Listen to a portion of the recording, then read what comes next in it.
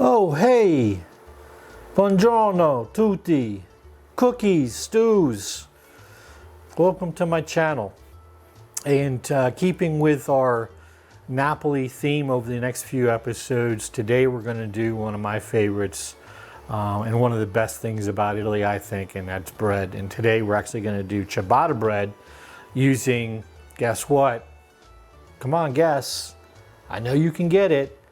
Yeah, we're going to use the no knead bread recipe from my first video. So if you haven't seen that video, go back and watch it because you're going to get all the lowdown and the ingredients on actually how to bring this dough together. It's so simple. Anybody can do it, and I've had a lot of people reach out to me, provide me feedback on that video saying, wow, I tried that dough and you're absolutely right. It was so easy to make. So again, it's like one of the best things that I enjoyed about Italy. I enjoyed a lot of things about Italy. I could go on and on and on and on about all my stories from Naples and Sicily, the time that I spent there. So moving on, ciabatta, no knead, easy dough recipe. So what I've done is I started this yesterday. It's been about 18 hours now, but I started our easy dough and it's been fermenting. It's looking great. I'm gonna bring it out here in a second so y'all can see it. And then we're gonna start forming our ciabatta. This is a very high moisture content dough. It's really difficult to maneuver with your hands. So I'm gonna try to work you through this to make it as easy as possible for anybody to do. If I can do it, anybody can do it. So moving on. So what I have here is our dough that's been fermenting since last night. And I started this, oh gosh, I think it was about 8:30 last night when I said, oh no, I forgot.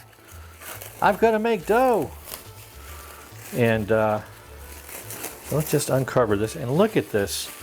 It's got some really nice gases going on here. It's really bubbly. And what I'm going to do right now is I'm going to take this and I'm kind of degas a little bit. And wow, look at the strands. Look at the gluten structure of this dough. So I'm going to kind of just bring it down and fold it down a little bit, degassing this dough. And my gosh, this is looking good. And as you can see, it is sticky. But I'm going to show you some workarounds on this stickiness. Makes it a little bit easier for you. All right, so we've punched this down. We folded it over a little bit. Now what we need to do is transfer this to a working surface. And what I'm going to do now is I'm going to move this over a little bit. I have some water here. I'm going to show you a little trick on how to make a working surface to transfer this ciabatta dough. So I have some water. I'm going to sprinkle a little bit of water on my surface here. And the water is going to hold my paper in place. So I have some parchment paper that I'm going to use. That's kind of my working surface for my dough. And as you can see, we push this out and this paper is not going to move. To this, what I'm going to do now is I have some rice flour here that I'm going to sprinkle my surface with. Generously.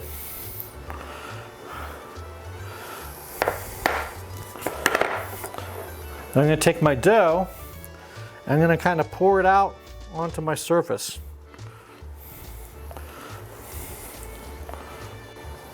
Okay, so now we have our dough on our transfer sheet here, and we just want to kind of make sure it's kind of elongated into the shape of what a ciabatta bread loaf would look like. And it's looking really good here. So what we're going to do now is we're going to take some cornmeal, and we're going to transfer the cornmeal onto our peel so that it will slide off easily when we go to put this in the oven. We're also going to take and flour the top of our dough. As I said, this is a highly hydrated dough, very sticky, so you really got to make sure that everything is dusted up nicely so that it'll transfer easily.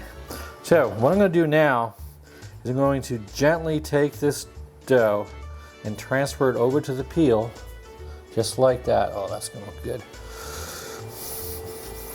Now that that's transferred, we'll remove our paper here.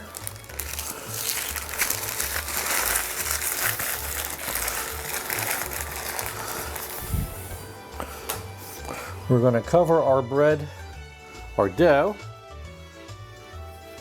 with a towel. And we're going to let this sit for 2 hours before we can put it in the oven. So it's going to let it rise again, second rise. All right. Okay, so we get about 12 minutes remaining before we can put the bread in the oven. So to take up that time, or a little bit of that time, let me just talk a little bit about Naples and some of the misconceptions about Naples. Fortunately for me, I was stationed there. It's not a place where I just drop by for a couple of days or a day. And so I have a bit of a different perception of Naples than most sailors. A lot of sailors, you know, when you mention Naples, and the first thing that comes out of their mouth is, "Oh, Naples, the armpit of the world. Who would ever want to go there?" Well, if you were on a ship and you pulled into port and that's the only place you went in Naples, well then, you know, it's just like any other city, any other port. It's, you know, you're going to have your seedy nightclubs and your tourist traps and, you know, not so nice people down in that area. And well, if that's the only place you've been, well then yeah, I could understand that train of thought. But to have lived there for 3 years and been able to roam through the city, visit the outskirts, the different areas around Naples, you get a whole different perception of Naples and its beauty and what it has to offer. I lived just north of Naples in a little town, Pozzuoli, when I first moved there. Absolutely beautiful. I mean, you have some little bit of trash here and there, but you know, since being stationed there, they've done a really pretty fantastic job of trying to clean the place up a bit. But there's so much to do around Naples. You know, you've got Capri, you've got Ischia, Ercolano, Pompeii, the Amalfi Coast, Sorrento. It's absolutely beautiful. So many things to do, so many places to see. The cuisine in Naples is arguably the best, the finest cuisine in the world. So if anything, you know, get out into the restaurants, the local mom and pop places, get off the beaten path, stay away from the tourist traps, and just see everything that Naples has to offer. I can guarantee you, if you get out, you look around, you get adventurous, you're going to be delighted. One of the very first things that you notice when you pull into Naples or fly into Naples, and that is, you know, the panorama of Mount Vesuvius. It's a spectacular sight, and to think that it's still an active volcano, it's just breathtaking. So don't write it off. Don't listen to everybody that's telling you it's the armpit of the world, because it's not. Go see for yourself. Try the food. Get to know the people. Wonderful people. Italians are so passionate. You're so giving. And see for yourself just everything that Naples has to offer, and then you be the judge. Me, I loved it. Okay, so our oven is heated up. We're ready to go. 425 degrees. We can go ahead and remove the towel from our bread. It looks like it's got a nice rise on there. We're going to transfer this into our oven and onto our baking stone.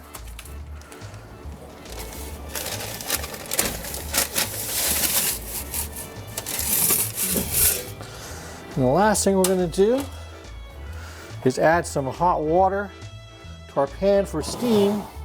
And steam will allow the bread to rise a bit more and get a nice crispy top, nice crispy crust. Okay, so our bread is out. It's been 35 minutes. The crust looks really nice. Nice hollow sound to it, crispy. So we're gonna let this sit for a few minutes, but you know me, it'll be less than a few minutes because I don't want to really dive into this and see how it tastes. But there we go, 35 minutes in the oven at 425, and you have a nice ciabatta loaf like that. So we'll let this cool, we'll come back, we'll cut into this beast, and we'll see how it is. Be right back. Okay, so we've let this cool, and now we're gonna cut into it to see what we got going on in there for our crumb structure. And wow, that sounds so good.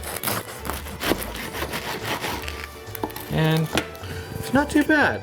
It could be better, I think, but got some really nice crumb structure going on here. Could be bigger, but the crumb is really nice and translucent, and that's going to be really nice. So only one more thing to do with this, and I'll be right back to show you. Okay, so what I've done is I made myself a little bit of Italian butter, otherwise known as olive oil, with some herbs in it for dipping our bread, and we're going to give this a test. And wow, it feels good, it smells good. Now we're just going to go in for a taste.